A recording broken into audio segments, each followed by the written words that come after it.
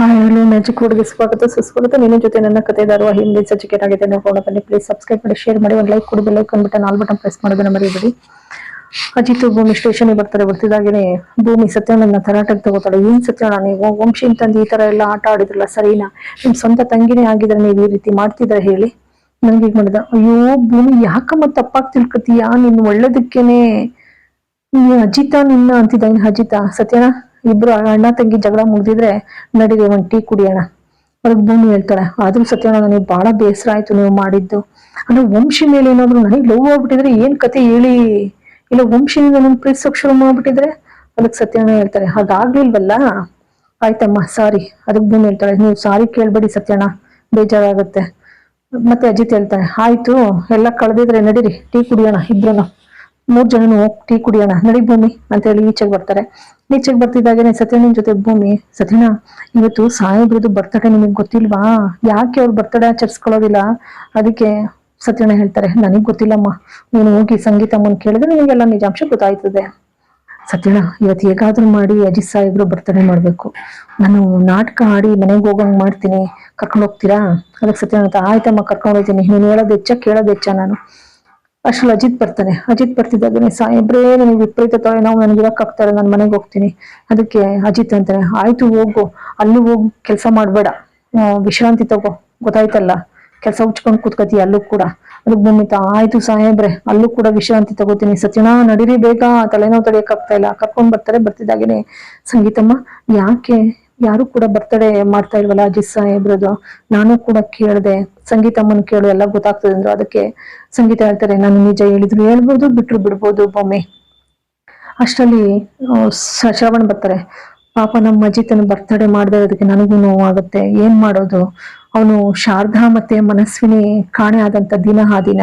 ಹಾಗಾಗಿ ಅವತ್ತು ಯಾವತ್ತು ಬರ್ತಡೇ ಮಾಡ್ಕೊಳ್ತೀನೋ ಅವತ್ತೆಲ್ಲ ನಾವು ದುಃಖಿಸ್ತೀವಿ, ನಮ್ ದುಃಖ ನೋಡಕ್ ಆಗೋದಿಲ್ಲ. ನನ್ ಬರ್ತಡೇನು ಬೇಡ, ಏನು ಬೇಡ, ನಾನು ಇವತ್ತಿಂದ ಆಚೆಗೆ ನಾನು ಮನಸ್ವಿನಿ ಶಾರದತೆ ಸಿಗೋವರೆಗೂ ಕೂಡ ನಾನು ಬರ್ತಡೇನೇ ಮಾಡ್ಕೊಳ್ಳೋದಿಲ್ಲ, ಯಾರು ನನಗೆ ವಿಶ್ ಮಾಡ್ಬೇಡಿ ಅಂತ ಖಂಡಿತವಾಗಿ ಹೇಳ್ಬಿಟ್ಟು ನಮ್ಮ ಅಂತೇಳಿ ಶ್ರವಣ್ ಹೇಳ್ತಾರೆ. ಮತ್ತೆ ಶ್ರವಣ್ ಅಂತಾರೆ, ನನಗೂ ಕೂಡ ಬೇಸರ ಆಗುತ್ತೆ, ಇವತ್ತು ಅಜಿತ್ ಮುಖ ಕೂಡ ತೋರ್ಸಕ್ ಆಗ್ತಾ ಇಲ್ಲ ನನ್ನ ಕೈಲಿ. ಅಷ್ಟರಲ್ಲಿ ಸಂಗೀತ ಮನೆಯವರೆಲ್ಲರೂ ಕೂಡ ಅಂತಾರೆ, ಅಜ್ಜಿ ಒಳಗ್ ಶುರು ಮಾಡ್ತಾರೆ, ನಮಗೂ ಕೂಡ ಬೇಸರ ಆಗ್ತಾ ಇದೆ, ಒಂದು ದಿನವೂ ಪಾಪ ಚಿಕ್ಕ ಮಗು ನೋಡಿದ್ರೆ ಅಷ್ಟು ಅರ್ಥ ಮಾಡ್ಕೊಂಡು ಮಾತಾಡ್ದ, ಇವತ್ತಿಗೆ ಬರ್ತಡೇ ಮಾಡ್ಕೋತಾ ಇಲ್ಲ. ಅದಕ್ಕೆ ಶ್ರವಣ್ ಅಂತಾರೆ, ಇಲ್ಲ ಹೇಗಾದ್ರೂ ಮಾಡಿ ಅವನ ಮನ್ಸು ಬದಲಾಯಿಸಕ್ಕೆ ಪ್ರಯತ್ನ ಮಾಡ್ಬೇಕು. ಇವಳು ದೇವಿಯಾನಿ ಮಾಡೋದೆಲ್ಲ ಮಾಡಿ ಖತರ್ನಾಕ್ ಕೆಲ್ಸನ ಒಳ್ಳೆ ನರಿಯಂಗೆ ಹೇಳ್ತಾಳೆ ಬುದ್ಧಿವಾದನ. ಅದ್ ಯಾಕೆ ಅಜಿತ ಆ ರೀತಿ ಬರ್ತಡೇ ಮಾಡ್ಕೊಳ್ಳೋದು ಬಿಟ್ಬಿಟ್ಟು ನಾವು ಮನಸ್ವಿನಿ ಶಾರದಾ ಯಾಕೆ ಕಾಣೆ ಅದು ಅವತ್ತು ಅಂತ ಹೇಳಿ ನಾಟಕ ಆಡ್ತಾಳೆ ಪಾಪಿ. ಈ ಕಡೆ ಶ್ರವಣ್ ಬಂದ್ಬಿಟ್ಟು ಗಿಡ ನೆಡ್ತಾ ಇರ್ತಾರೆ. ಗಿಡ ನೆಡ್ತಾ ಇರ್ಬೇಕಾದ್ರೆ ಸತ್ಯನ ನೀರ್ ಹಾಕ್ತಾರೆ. ಅದಕ್ಕೆ ಶ್ರವಣ್ ಹೇಳ್ತಾರೆ, ಸತ್ಯ ಇವತ್ತು ಶಾರದಾ ಪರವಾಗಿ ನಾನು ನನ್ನ ಅಜಿತನ ಬರ್ತಡೇ ಸಲುವಾಗಿ ಈ ಗಿಡನ ನೆಡ್ತಾ ಇದ್ದೀನಿ, ಇದು ಬೆಳೆದು ಎಮ್ಮರವಾಗ್ಲಿ. ಅದಕ್ಕೆ ಶ್ರವಣ್ ಬರ್ತಾನೆ, ಏನ್ ಮಾವ ಇದು ಅಂದಾಗ ಅದಕ್ಕೆ ಶ್ರವಣ್ ಹೇಳ್ತಾರೆ, ಇವತ್ತು ನಿನ್ನ ಶಾರದಾ ಹತ್ತೆ ನೆನಪಾಗಿ ಅವರ ಆಶೀರ್ವಾದ ಅಂತೇಳಿ ನಿನ್ನ ಬರ್ತಡೇ ಸಲುವಾಗಿ ನೆಡ್ತಾ ಇದ್ದೀನಪ್ಪ. ಅಷ್ಟರಲ್ಲಿ ಸತ್ಯನ ಬಂದ್ಬಿಟ್ಟು, ಅಜಿತ ನಾನು ಬಹಳ ದೊಡ್ಡವನಾಗಿ ಅಂದ್ರೆ ವಯಸ್ಸಾಗುತ್ತಲ್ಲ, ವಯಸ್ಸಾದಾಗ ನಿನ್ನ ಭೂಮಿಗೆ ಆಗುವಂತ ಮಕ್ಕಳು ಮೊಮ್ಮಕ್ಕಳು ನೋಡಿ ನೋಡು ಸತ್ಯನ ತಾತ ಇತ್ತಲ್ಲ ಅವ್ರು ನೆಟ್ಟಿದ್ದು ಇದು ಅಂತ ಹೇಳಿ ನೀನು ಹೇಳ್ಬೇಕದನ್ನ ಅಂದಾಗ ಅದಕ್ಕೆ ಅಜಿತ್ ಹೇಳ್ತಾನೆ, ಸತ್ಯನ ಅಷ್ಟೆಲ್ಲ ಯಾಕೆ, ಈ ಮರದ ಸುತ್ತ ಒಂದು ಕಟ್ಟಡ ಕಟ್ಟಿಸ್ಬಿಟ್ಟಿದೆ ಕಟ್ಟೆನ, ಆ ಕಟ್ಟೆ ಕಟ್ಟಿಸಿದಾಗ ನೀವ್ ಹೆಂಗೂ ಮದ್ವೆ ಆಗಲ್ವಲ್ಲ, ಬ್ರಹ್ಮಚಾರಿಯಾಗಿರ್ತೀರಲ್ಲ, ಇಲ್ಲಿ ಕೂತ್ಕೊಂಡು ನನ್ನ ಮೊಮ್ಮಕ್ಕಳಿಗೆ ಕತೆ ಹೇಳಿ, ಇದು ಅಂದ್ರೆ ನಾನು ಸತ್ಯನ ತಾತನಾದ ನಾನು ನೆಟ್ಟಂತ ಗಿಡ ನಮ್ಮ ಇದು, ನಾನು ಮತ್ತೆ ಶ್ರವಣ್ ತಾತ ಇದು ನೆಟ್ಟಿದ್ದು ಅಂತ ಹೇಳಿ ಕತೆ ಹೇಳಿ, ನಿಮ್ಗೂ ಇನ್ನೇನು ಇರಲ್ವಲ್ಲ ಕೆಲ್ಸ ಅಂತಾರೆ. ಅಷ್ಟೊತ್ತಿಗೆ ಭೂಮಿ, ಸಂಪಿಗೆ ಮರ ಸೊಪ್ಪಿಗೆ ಬೀಳು, ಸಾಲಲ್ಲ ಹೂವು ಬೀಳು ಬೀಳು ಅಂತ ಹೇಳ್ತಾರೆ. ಅಷ್ಟೊತ್ತಿಗೆ ಅಜಿತ ಅಲ್ಲಿ ಹೋಗ್ತಾನೆ. ಹೋಗ್ಬಿಟ್ಟು ಸಡನ್ ಆಗಿ ಡಿಕ್ಕಿ ಕೊಟ್ಬಿಡ್ತಾನೆ. ಡಿಕ್ಕಿ ಕೊಡ್ತಿದ್ದಾಗನೆ ಭೂಮಿ, ಏನ್ ಸಾಹೇಬ್ರ ನೀವು ಡಿಕ್ಕಿ ಕೊಟ್ಬಿಟ್ರಲ್ಲ, ಸಂಪಿಗೆ ಹೂವು ಎಲ್ಲ ಕೆಳಗ್ ಕುದ್ರೋಯ್ತು. ಅದಕ್ಕೆ ಅಜಿತ ಹೇಳ್ತಾನೆ, ಬಿಟ್ಬಿಟ್ರೆ ನಿನ್ ಹಂಗೇನೆ ಸಂಪಿಗೆ ಕಾಕಡ ಮಲ್ಲಿಗೆ ಎಲ್ಲಾ ಹೂಗಳನ್ನು ಬಿಳಿ ಬಿಳಿ ಬಿಳಿ ಅಂತ ಕೇಳ್ಕೊಬಿಡ್ತಿ ಏನೋ, ಅದಕ್ಕೆ ಬಂದೆ ನೀನ್ ಮಾತಾಡ್ಸೋಣ ಅಂತ. ಅಷ್ಟ್ರಲ್ಲಿ ನೀನ್ ಡಿಕ್ಕಿ ಹೊಡ್ದೆ. ಸರಿ ಭೂಮಿ ಲಕ್ಷ್ಮಿ ಅಕ್ಕಂಗ್ ಫೋನ್ ಮಾಡ್ತಾಳೆ. ಲಕ್ಷ್ಮಿ ಅಕ್ಕಂಗ್ ಫೋನ್ ಮಾಡ್ಬಿಟ್ಟು ಇಂತಿದ್ದ ತರಕಾರಿ ಬೇಕು ತಂದ್ಬಿಡಿ ಲಕ್ಷ್ಮಿ ಅಕ್ಕ ಅಂತ ಹೇಳ್ತಾ ಇರ್ತಾಳೆ.